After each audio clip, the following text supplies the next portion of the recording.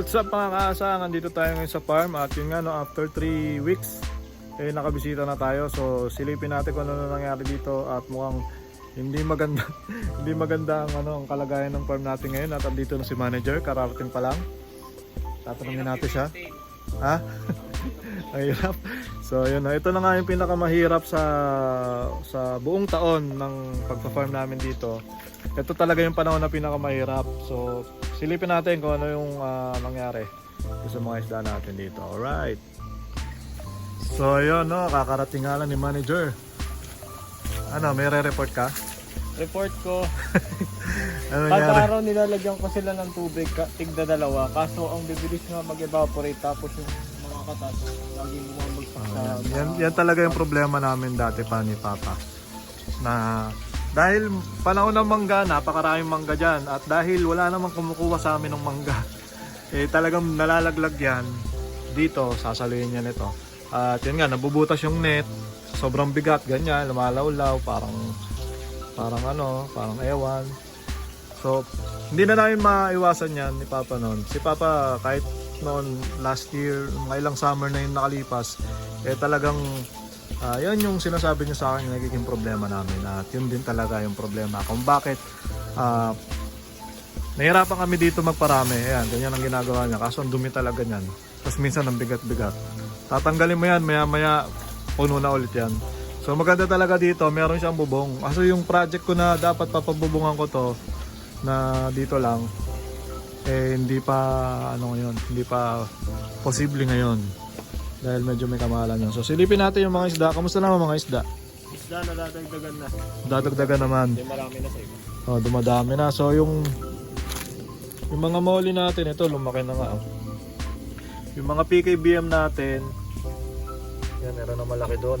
Dati fry to Yan, lumaki na. Tapos anak niya na yan. Ito, ganun pa rin. Tatlo pa rin. Pero lumaki na, no? Ito, merong maliit. Yan. Tapos ito, yan.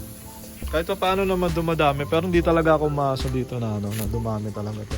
Yung mga red wagtail natin, ito dapat kumuha ako nito kasi baka biglang mag-crush to baka biglang maubos. So kailangan natin kuhanan yan. Try ko kumuha ngayon yan.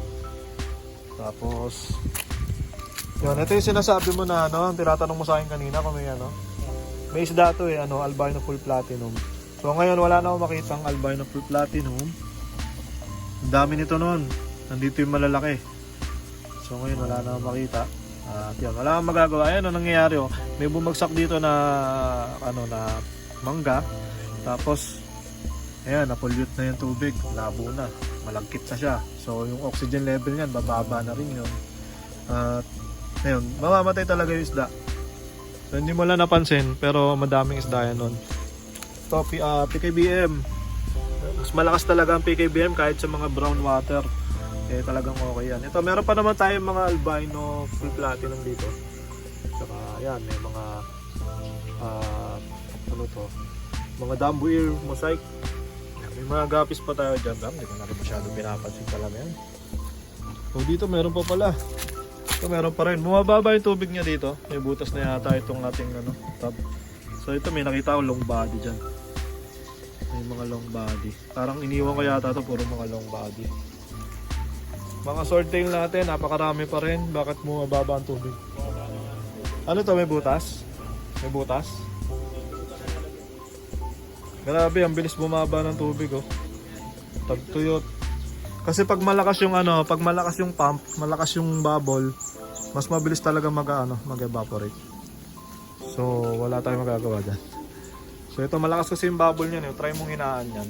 May hinaan yan Pag hinaan mo yung bubble niyan, mas babagal ng konti yung pagbaba ng tubig. Kaso yung filtration niya, mas mahina din. Ayan ang lakas niya Saan yung niya? Ayan. May valve yan dyan. Alam mo ba yung laman yan? Hindi. Swordtail yan.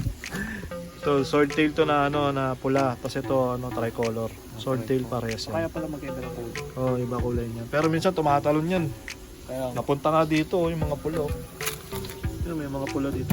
Ito pinaano ko lang to, wala na yan kung ano lang laman yan. Hindi ko na nga pinansin. So sa ngayon, hindi pa ako makapokus din talaga dito. Hinahayaan ko lang muna yung pamangkin ko na tingin-tingin at mag-aral dyan kung matututo siya. Kung magiging trip niya yung pag-isda para meron tayong, alam mo yun, mapapasahan ng ano pag tumanda ako. Pag tumanda, kala mo napakatanda. So yun, dito bagsak na bagsak yung ano natin. Bagsak na bagsak, napakabigat siguro nito. Ayan, grabe. Napakabigat, napakadumi pa niyan. Kaya ito, hindi ko talaga pinalagyan to eh. Tinuyuan ko lang talaga to, sabi ko doon sa pamangkin ko, yung manager. Tuyuan muna yan, wag muna namin lagyan ng isda. Kasi napakahirap talaga i-maintain. Itong ano na to, itong part na to. So ano to? Nangyari dito. Minalaglag na. Mahirap talaga linisan. Kamusta yung crayfish natin? Grabe, laki oh. Parang may itlog. Berit na naman yata ito. So nandito pa rin yung mga crayfish natin. Nahayaan ko na lang yan. Wala si Mitra. Bibigay ko sana kay Mitra kaso hindi na busy na sa buhay niya. Hindi na kami nag-uusap. Hindi na kami nakapag-usap. So meron pa tong crayfish alam ko eh. Palakado no. Natuyo na. Dalawang palaka na to dyan. Dalawang palakan tuyo. Hindi ko alam kung naka-hibernate lang yan. Hibernate lang ba kayo dyan o hindi na kayo makalabas. Parang natrap eh. Sundutin nga natin para magpumalon. Welcome tatalon. Matigas na. Dalawa na sila oh. Natrap oh. Tostado ah. So yun, na-dehydrate na sila dyan. So dito may mga crayfish dito. Ba't ganito na kulay nito? Sobrang taas pa ng bubble. May mga crayfish tayo dito malalaki. Hindi ko na nakasikaso yan. Dito may mga ano pa rin. Dito may mga kraylings. Oo, kahit araw-araw mo tanggalan yan, mayat maya yan. Hindi yan araw-araw, mayat maya. So ang ganda ng tubig oh, kahit kaya no, yung mangga. Kaya ang ganda ng tubig oh. Red balloon platy, tuxedo ko, halo-halo na eh. Mga chops, halo-halo na yun. So, para ka lang namimitas ng ano dyan ah. Namimenda dyan.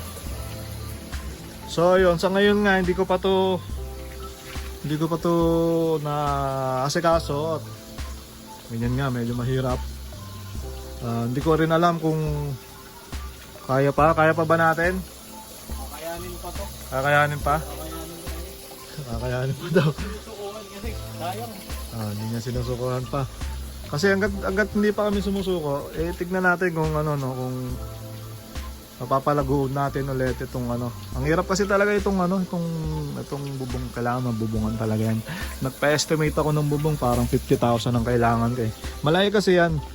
Actually hindi pa to kasama, ito pa lang yung bubong lang na yan. Pina-estimate ko yan, papagawa ko na bakal hanggang dun. Mga ano kasi yan, 100 square meters pa rin yan. So ang plan talaga dito, noon pa nung sa amin ni Papa, gusto niya lagyan ko ng bahay yung taas. Kasi ito, tatabihan namin yung isang bahay na yan. Yan. Magpagawa daw ako dyan ng bahay, tapos hanggang dito. Kasi yung lupa niya yun eh. Palagyan ko ng bahay yung taas, garahe yung baba. Pero medyo mga 1.5 million ang kailangan ko doon. Sana man ako kuha ng 1.5 million. So, pangarap pa rin yun. Ngayon, ang second option ko, lalagyan ko ng bubong. Ito lang, itong garahe lang yan na yan. Lagyan ko ng bubong. Tapos dito ko na lang isisiksik yung mga isda pag ano. Yun ay kwento ko sa inyo nung nakaraan, kaso hindi naman natuloy pa. Nagkaroon na akong pera kaso naubos eh. Kaya yun, plano pa rin yan. Kaya nyo, pag sumweldo ko ng malaki-laki ulit, tignan natin kung mapapagawa ko na yan. At ayun at ang may tutulong nyo naman sa akin doon, like nyo lang, comment, share sa akin mga video sa akin sa Facebook at dito sa YouTube. Para ayun, magkaroon tayo ng magandang sweldo at magawa natin ang mga plano natin. So ayun tapusin ko muna ang video na to. Update ko na lang ulit kayo sa mga mangyayari sa ating farm. At hindi pa tayo suko na. Hindi pa? Kakayanin pa to. Kakayanin pa natin. Tuloy lang hanggat kaya. Tuloy-tuloy lang hanggat Hanggat nandito pa naman yung mga lalagyan natin. Meron pa naman mga lumalangoy na isda. So, try natin ulit pag hindi na masyado nalalaglag yung mga tubig dyan. Lagyan ko ulit ng tubig yan. Tapos lagyan natin ng mga bagong isda yan dyan. Alright? So, tapusin muna natin ang video na to. Maraming salamat sa mga nanood. Peace out. Peace out. Peace.